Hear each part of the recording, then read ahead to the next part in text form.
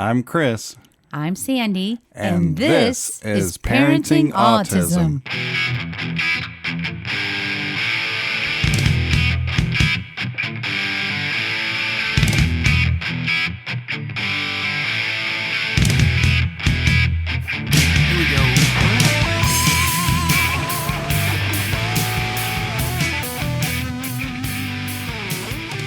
Hello, everyone. Welcome to episode 141 of the Parenting Autism podcast.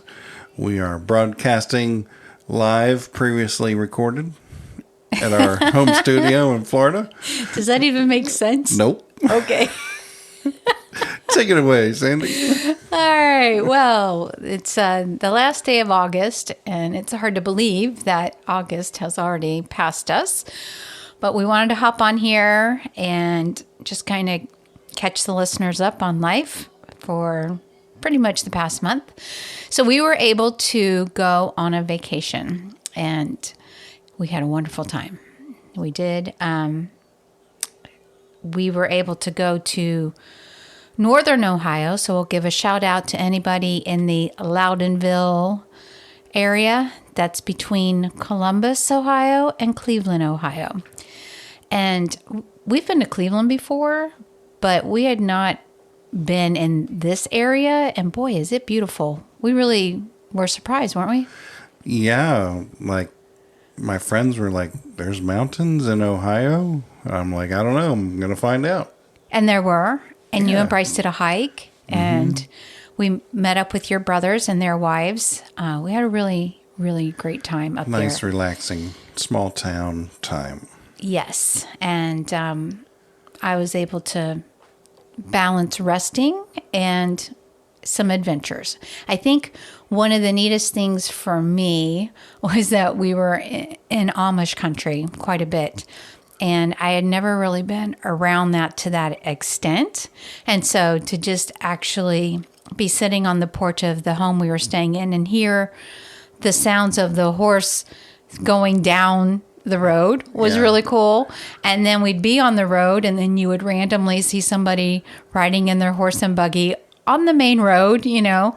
What struck me about that was these Amish, they're riding in the buggy behind the horse really low. Like, if the horse pooped, like, could it bounce into their cart? I don't know. That's what went through your mind? It was that low. Like, I'm like, okay, well, why isn't he riding the horse instead of just being in the buggy? Maybe it's... Well, maybe he had groceries in there with him. But it's like a small, like, one-person seat buggy, it looked like to me. I mean, I don't know.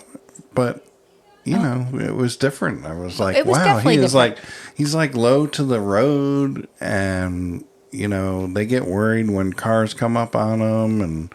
Well, this one particular. Yeah. So I was just surprised that they weren't higher up off the ground, and that the cart wasn't a little bigger to carry stuff that they might have. Well, I was going to, maybe they have different size buggies, which I know they do, because one day we drove out to Berlin, Ohio, which I guess is the central, like, it's a large Amish community. Mm-hmm. And so we went outside of the town to a farm that would let people come and visit and actually take a ride on the horse and buggy ride. Right. So, well, the one that you guys went in was obviously a lot bigger than the single ones. But that would be my point, is that I'm sure it's kind of like, you know, maybe that's the version of the motorcycle, is the single guy that we saw. Maybe, yeah. And then you got the family one that you can comfortably fit four, and that we rode in, me and Bryce and Auntie Sue. Yep. So it's definitely different. I mean, you could, and then even seeing them ride their bicycles it's so different than how bikes are done here, because for safety reasons, well, they wear their Amish clothing, and then they wear like a reflective vest. Yeah, reflective like a construction vest. Exactly, vest. Like a construction worker. And I mean, just everything that I saw was like, it was just very interesting. It was different. And yet, I mean, there's appeal to that. I mean, the simple life, right? Yeah, it's not a negative in any way. It's kind of like, wow, very interesting. And they probably don't listen to podcasts because I don't think they do electricity or things like that. Well, there's two types, right? The Mennonites and they do a little bit more, right? Yeah, they have they drive cars. I don't know, but I think they would probably be a little more liberal in that way. Yeah, we went to a comedy show and they kept picking on the Mennonites because they were a lot more lenient with the rules than the regular Amish, I guess. Yeah. So anyway, it was interesting. Yeah. And during the vacation, we introduced Bryce to a few new activities. He learned archery outside. Mm-hmm. And then he learned to play Frisbee. You were playing Frisbee with him, which was cool. We had a huge yard and a lot of space to play in, so it was really nice. And he liked it a lot, and he picked it up really quickly, both throwing and catching. And then inside, they had darts, and it was a safe setup, but Bryce really liked that too, and he was doing well with that. They had a lot of activities there that, you're away from a lot of civilization, so it was nice to have all those activities to do on the property. Yeah, they had a bocce court, but we didn't know how to play bocce, so maybe next time. There's a pool table. We'll figure that out. It was really nice. So we did a lot of board games. Bryce, he had so much entertainment that was with family. It was great.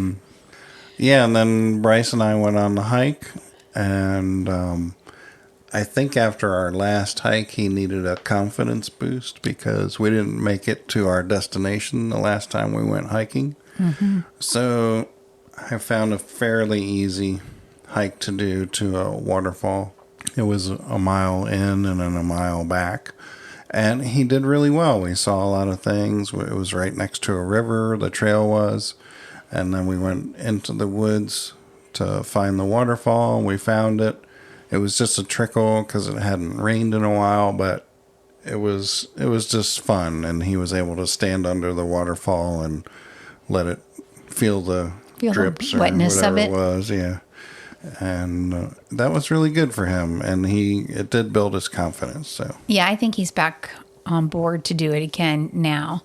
And I remember last time when we were doing the podcast and you talked about the hike up in North Carolina, that he had the heavier backpack. Mm-hmm. So I was like, maybe lighten his load this time. Then if he can finish it, it would reboost his confidence. And that all seemed to help. The last hike, it was going to take a lot longer, like several hours. So we had a lot more supplies. And he was carrying his own water and food and everything. So his backpack was probably 10 pounds, maybe. I don't know. And Bryce weighs 70. So, right. So put that in perspective. That was heavy. And, but this time all he had to do was carry his water, and it was good. It was much better. Yeah. So that was fun. And then we came back and had to transition back into school and life. So I'm going to roll into about school because we do school year round, and Bryce is already almost halfway through 6th grade. In fact, he's got a midterm next week on one of his main classes. And so while we were away on vacation, I had received a message from a friend who we met through the podcast, and her son was also doing a CELIS, and she's like, did you see these changes that they're making? And of course, I wasn't checking anything while I was away on vacation. So you went and checked the email because I mentioned it to you, and they gave us just a few days notice, but they were changing the pricing and they were changing the way that we had to log in to do school. They were making an app mandatory. And so when we got home, I'm trying to do that, download the app onto the smart board that we use, and it wasn't working for me. So we missed a few days because we had to figure out how we could get that done. Of course, I called their customer service, and it's the first day after they made this massive unexpected change, and I'm sure their phone calls were through the roof. Did you ever get a message back? No, I did not. I did not. So anyway, we've found a plan B alternative by downloading the app onto our laptop, and then we can put the laptop on the big screen of our TV, which is how we used to do it. So it's not as user-friendly with the touch screen for these 4 courses, but I can use the smart board for his other classes. Yeah, basically what happened was the app requires an Android operating system that is higher than the one on our board, so we have to upgrade our board. And we're not going to do that because not right away. There's no need to do that. Yeah, we'll save that money. So anyway, we got back into the groove of school. But in the meantime, you reached out to Chat GPT, which is AI, and you ask for a 6th grader with autism who would benefit from a self-paced, structured homeschool curriculum without live teachers, what would be a good software? What would be a good resource to use? And so the response, we actually received 4 full curriculum options.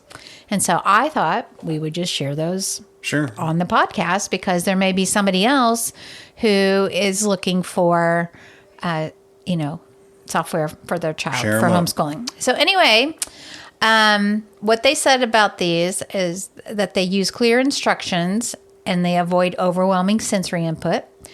They allow independent work with parent support as needed. They build in predictability and routine, and they offer flexibility to slow down or speed up depending on the student's comfort. Mm-hmm. And I will get back to number 3 about building in predictability and routine, but I will tell you that is key for Bryce. So the first one they named was time for learning. And I want to say that's what you used when he started kindergarten. Yep. Yeah. So time for learning, I think we used it from kindergarten to 2nd grade, but then they had something on there that had a sound that was wigging Bryce out. And you couldn't get past that. So we just made a turn and went to something else. So number 2 that they recommend is Power Homeschool by Acellus, and that's where we went in 3rd grade. So now he's been in that 3rd, 4th, 5th, now 6th grade. Sorry, I'm a little raspy. And then 3rd is Monarch by AOP. Are you familiar with that at all? No. I'm not either, but it does say it's an online self-paced Christian curriculum. Mm-hmm. So we don't have a Christian curriculum that we use for Bryce for his main 4 courses. We just supplement Bible-related things to teach him. And then number 4 is called Easy Peasy All-in-One Homeschool. I've heard of that one. And that one's free, and that's online. Yeah, I've heard of that one. Okay.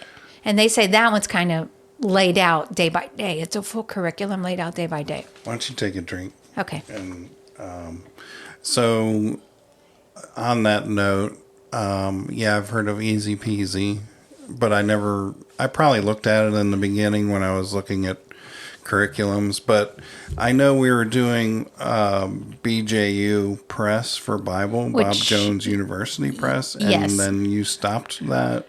So I was curious as to why you stopped. So we were doing it, and I wanted to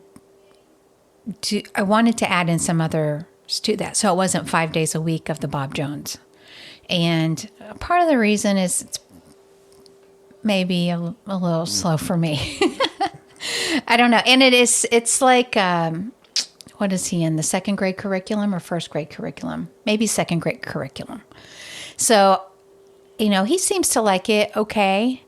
But I felt like I wanted to maybe give him something that was a little more age appropriate for him and a little more pep. So what I was going to do was, again, do that. And then on another day, do Superbook.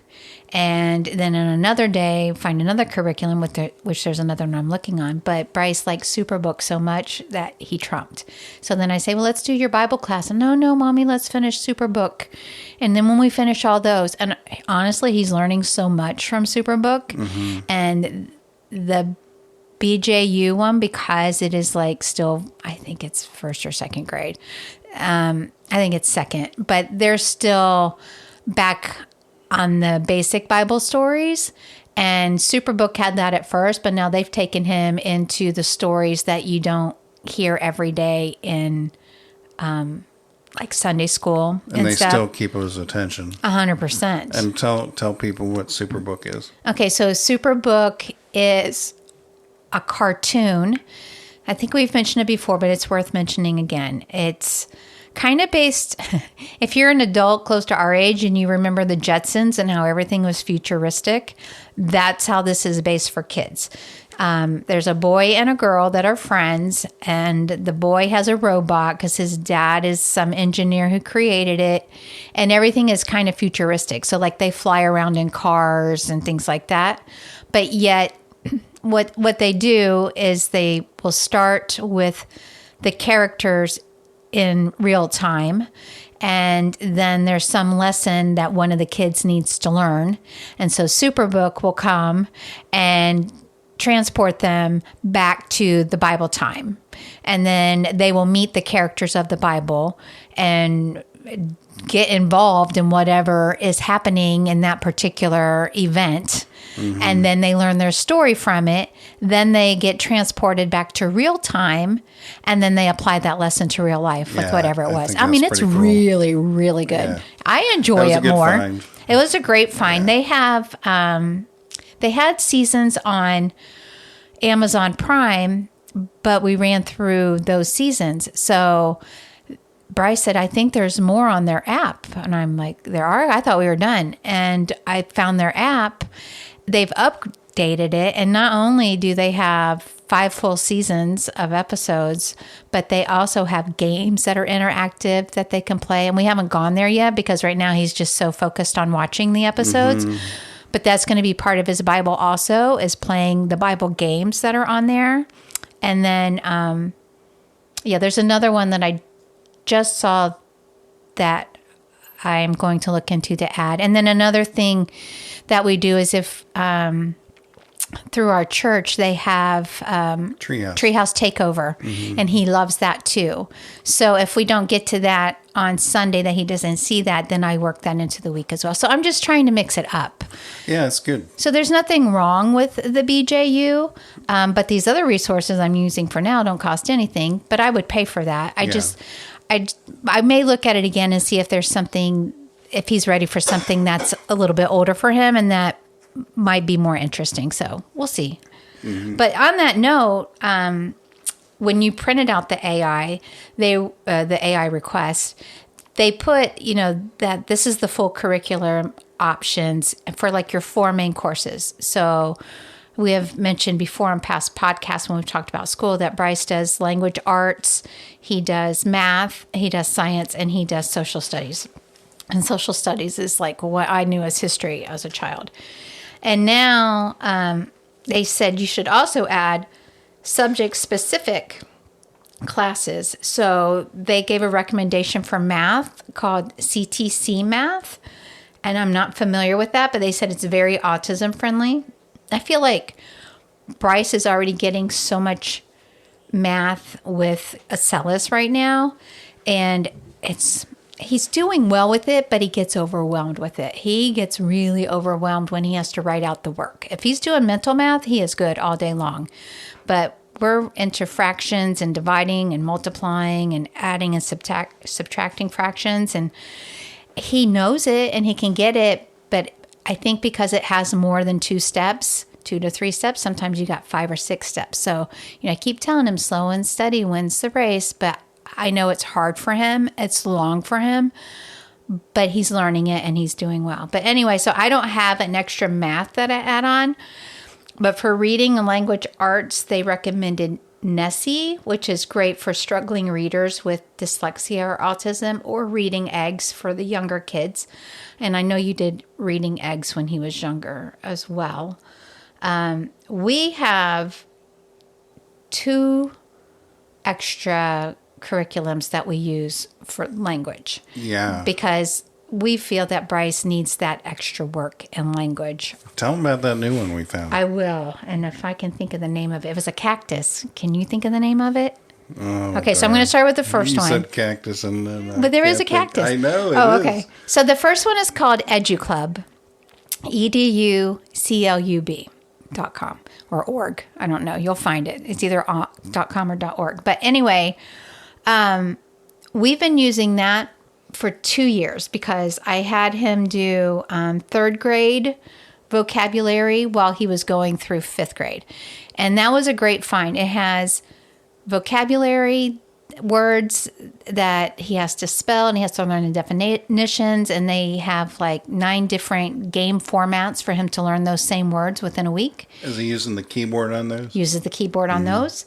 And then they have a typing class as well, and he loves the typing class, and he gets rewards that he earns and badges and stuff for typing. And so he loves that.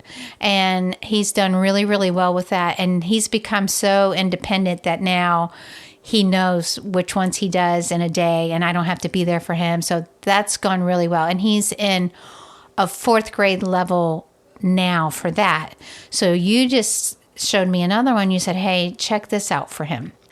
And so I went into it, and it's like another, it's a whole different style of format. But yeah, I love it. It's fun. Right? It is fun. Looks also, fun. It has it's got a lot of characters, and I want to say they're like cactuses. And I'll find this link and I'll put it in the show notes. I want to say it was like fruit cactus. I don't know, cactus. I can't even guess. Either, yeah. I know, but I will put it in the notes. Yeah. If you're really interested. But so it also has spelling, and then there's like 3 different games for just spelling, and then there's typing these same words, and there's so many games for typing, and then they have handwriting, which we haven't gotten to that yet, but they're going to have him handwriting as well. I'm going to see how that goes. And then they have spelling tests, and he wanted to try a spelling test the other day, and I said, I don't think you're ready yet because we haven't done everything else. And he goes, well, I'll learn. I'm going to try. And he got like a 47%. He was guessing on it.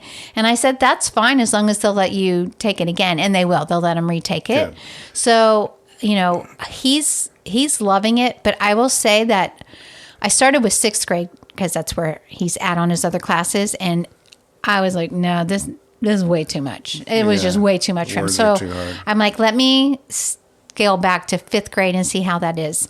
And it's definitely words that maybe I recognize even more, that are used in common everyday language more so than those ones I was seeing in 6th grade that he'll rarely hear in his life. But there's some longer, more complex words in the 5th grade, but I feel like it's a better balance. And I didn't want to go all the way back to 4th grade because I feel like we have that with the other curriculum. So I feel like this is good because we've got him in a 4th grade curriculum for language, a 5th grade curriculum that we just started, and then he's doing 6th grade for his regular language arts class. Yeah. And listening to him today, he was using some bigger words when he was just talking, and I'm like, he's figuring this out. And you had a 7-day free trial on that new one, right? It was 14 days actually. 14? We're still in the 14 days.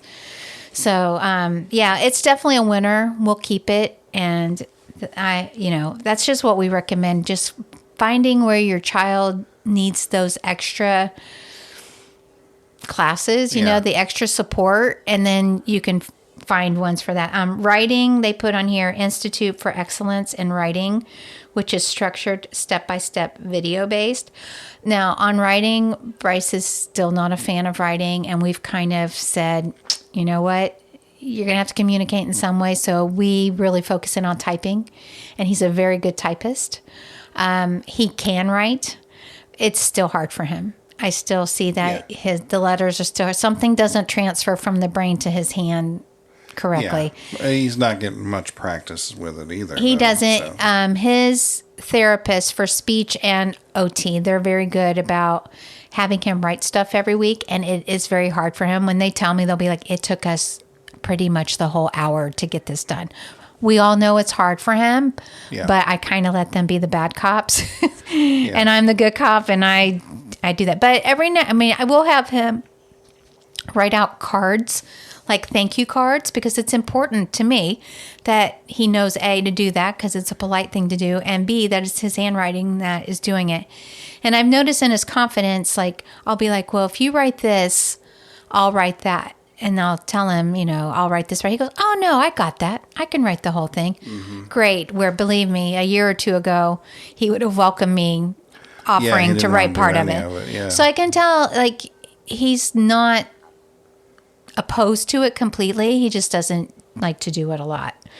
And that other new game that you got me to use for him, I like it also because they have cursive on there. And I told him, even if he's not writing cursive, he can recognize cursive. Mm-hmm. So I told him, I said, and I applaud him because he went to the whiteboard and he was trying to write out the words in cursive.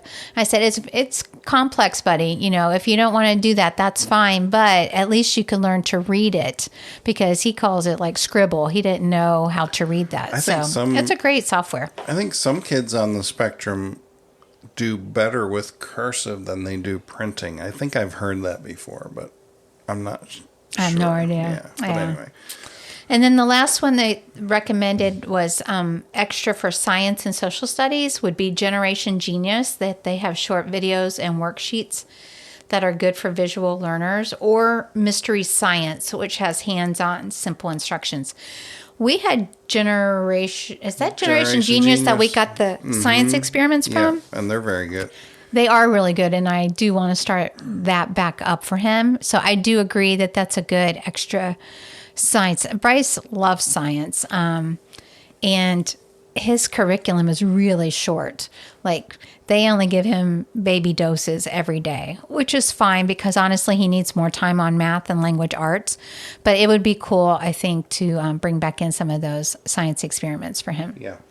Yep. So we keep a busy schedule. I mean, between school and then he has 2 hours of therapy. It's full time. It is on Mondays and Wednesdays, and then his music lessons, and then his cognitive behavior therapy, which we are still singing the praises of after another month. Oh my goodness. Bryce actually slept in his bed without us laying there with him till he fell asleep. He did it 8 nights in a row after we got back from vacation. Yeah, that's amazing. Yeah. And he said, well, it gets easier each time, And we're like, does it? And he's like, yes. Okay, great. And then he stopped it for one night, and then it was hard for him to get back in the saddle. Routine, but we told him, he's only, right now, his only goal is 3 times a week. And so we're going to go ahead and keep September at minimum 3 times a week. And then if he wants to do more, he can, but we didn't push it to 4.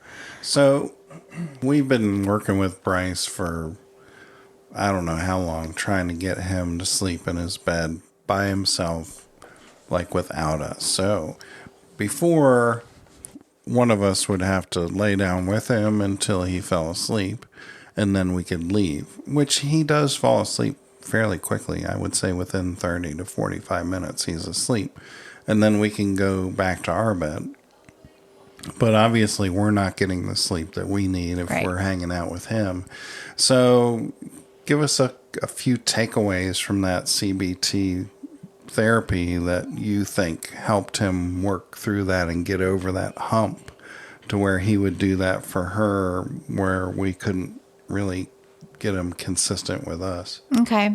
Well, I will say that for Bryce in general, he listens to authority, and he listens to anybody that he thinks is a doctor that's trying to help him, and that's a therapist who is trying to help him. Yeah. He will listen to them, and he wants to do whatever they recommend. So that's part of it. Not that he doesn't listen to us, because he does. Mm-hmm. But when there's an added authority like that, okay, mommy, and that's right. Yeah. Okay. So, but I think her approach with him was really good, because she was just asking him, can you tell me why it's hard for you? And then he was able to express that. And it was because he's afraid and because he would miss us. Yeah. Okay. So then she said, she started with, let's just try 1 night a week. That's it. Just one time.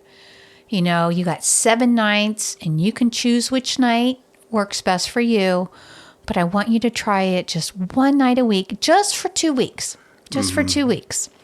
And so you think you can do that? And he's like, oh, okay. You know, he's a little nervous, but okay, he's going to try it. So that's what he did. He did one night, and then the next week he did another time one night. So then she could see that he had that confidence. So I think that was in June. So then she goes, okay, in July, let's try to go to 2 nights a week. And they don't have to be 2 in a row. And he tried 2 in a row, and that was too much for him. Yeah. So we're like, just pick 2 nights, whatever you want. And I think he wanted Tuesdays and Thursdays. Okay. So once he got through that, then she built up his confidence, you know, like talking him through it. And every week he was good. And then at the session, we would talk about something else. We wouldn't really talk about that too much because he was kind of in the rhythm. Yeah. So then in August, we knew we were going on vacation, which would disrupt the plan. Mm-hmm. So she had told him August would be 3 nights, but then he knew we were going on vacation. So he said, how about when I come back from vacation, I'll do 3 nights in a row. Okay, fair enough, because we were going early August.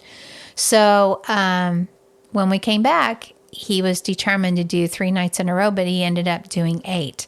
So I don't know if I told you this part. So when we were there with her this past week, and I said, tell her about your streak and your sleeping streak. And he says, I did 8 nights in a row. And she's like, Bryce. And she gave him a high five, and that's amazing. And then she's like, how did you do that? I mean, were you okay? You didn't miss mommy and daddy? And he goes, I didn't think about them. Oh. She goes, you didn't think about them? And he goes, well, I didn't think about them because if I did, I would miss them. So I would think about other things. Oh, so I'm like, okay, he has figured that out. That's great. And I noticed that he's figured out, like if he plays music on his Alexa, he says that relaxes him because he wanted music last night when I was in there with him. And I'm like, no, buddy, I'm really ready to fall asleep. He goes, but it's very relaxing, mommy. So for him, I don't care if he plays music, if that helps him fall asleep. He's figuring it out. He's figuring out how to control his thoughts so that he's not thinking about us being on the other side of the house. Mm-hmm. I know he prays for my dad, Papa. Mm-hmm. And so Papa, I'd ask him last Sunday, you're still praying for me? You know, and he's like, yes. And then he told me, I pray for Papa in my head, like when I'm laying down. Perfect. Yeah. Because we've said when you're laying there, you can be praying in your mind. You can be thinking about other things, you know, and then you'll fall asleep. And so I think he's just learning to use those tools. Great. Yeah. Great. So Thanks. It's been really great. So another thing that she being his therapist for cognitive behavior was working on with us was he was going to get another needle for a blood draw that he had to have. Oh, because we talked to Dr. Buckley, so I suppose we should talk about that on here. Or that might be the next episode. Yeah. Next episode, we'll talk about his latest autism doctor visit. Yes, the autism doctor visit. But anyway, so back to the cognitive behavior therapy. She had said when Bryce gets worried about something, there is a grounding exercise. It's like a grounding technique. And it's basically, if his mind gets stuck on something, it's a way to help change the direction of his thoughts to calm him down. So it's called the 5-4-3-2-1, and it's based on your sensories. So it's like, look, so you would say, think of 5 objects you can see near you. 4, think of 4 things you can touch near you. And then it's listen, think of 3 things you can hear or smell, think of 2 things you can smell, and then think of 1 thing you can taste, right? So it kind of gets his brain leaving whatever he's thinking about and then think about that other things. So I don't know. I totally blew it. So the first time I needed to use it for something because I saw he was getting stuck on something and I could not tell you what it was. But I'm like, tell me 5 cars that you like. And he's like, what? That is not helping me at all.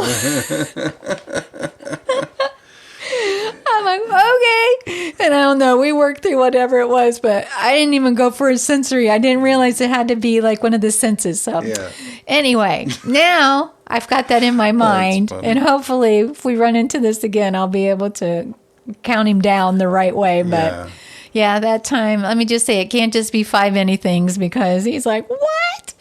So anyway, I wanted to share those because those were some good tools that we came across this month. And I want to share our website because it is a good resource for parents, and we haven't mentioned it in a while, but it's parentingautismshow.com. And there's an About Us section, tells you about our family and what Bryce has gone through during his birth and with his stroke and all that stuff. So it kind of gives you an introduction to us. There's also links to our book on Amazon. We have a great blog which discusses all kinds of different things from our travels to mitochondria. And everything in between. And it's probably a little dated, right? Yeah, it probably needs... Because we're going to try to pick that up be more. doing new articles, but still, they're all still relevant. Yeah. And I just lost my train of thought. I'm sorry. That's what else is on there? But there's also like a back office. You can log in, and there's several forms on there to help you with behaviors, Social Security. There's different files and spreadsheets. All you have to do is like sign up for an account or whatever. It's free. And then you can have access to those resources, which we're going to be building on all of that. But I just wanted to mention it. And then our email currently is parentingautism@att.net, which I believe we are probably going to change because right now we're locked out of our AT&T account because somebody hacked into it. And so we're probably going to switch that over to a Gmail address, I think, but I don't have one right now. So if you send us an email right now, we may or may not receive it. That's why I'm just putting this out there. I haven't seen anything in a while. Yeah, so I don't know if we'll be able to get back into it or what's going on, but I know there was a data breach with AT&T, and they're doing their best to resolve whatever it is. And so in any case, that's the scoop there. Back to documents. So when I find these resources, are you able to scan those and we put can make those a in? PDF and then put them into the website. Yeah. Perfect. Yep. Okay. So maybe we can, is that something pretty easy to do that we could do this week maybe? Yeah. Okay. Yeah. Great. Yep. So that will be good because we had talked about really updating the website and working on that. And then we were going to start doing it at the beginning of the year. And then we had my health surprise. And so it didn't happen. But we have felt that nudge to do it again. And so that's what we're going to do. And then that will be great because then instead of me just putting links in the show notes, I would love to be able to just scan this and put all this in there. And then I think, I don't know how it works, so I'm asking for listeners and myself. So let's say that you sign up and you're a member. Yeah. Would you get notified when new things go in there? Or it's just on you to remember and go back? I don't know. Okay. I'm not sure on that. That's a good question. So I'll get the answer to that. Okay. Very good. Yep. All right. I think we can wrap for now, and then we'll dive into his doctor's appointment next time. Yeah, that sounds good. And some other things. Yeah. But yeah, those are good tools. Each episode, we like to share encouragement and tools that might help people out there in the autism world. And we just hope it helps. We do. You know, incidentally. Oh, go ahead. There's also the store on the website. That's probably what I was going to mention. So Bryce has some paintings on there that he's selling. So he gets really excited when somebody buys one of those. That's true. But anyway, go ahead. Okay. I was just going to say, you know, I have such a burden to helping the autism community and other families, especially the ones that have children that are even younger than Bryce, that are back at that age 3 to 5, when that 3 to 5 age window, when it was even harder for us. And today we took Bryce to a water park, which we had promised him since last September, and we finally made it happen.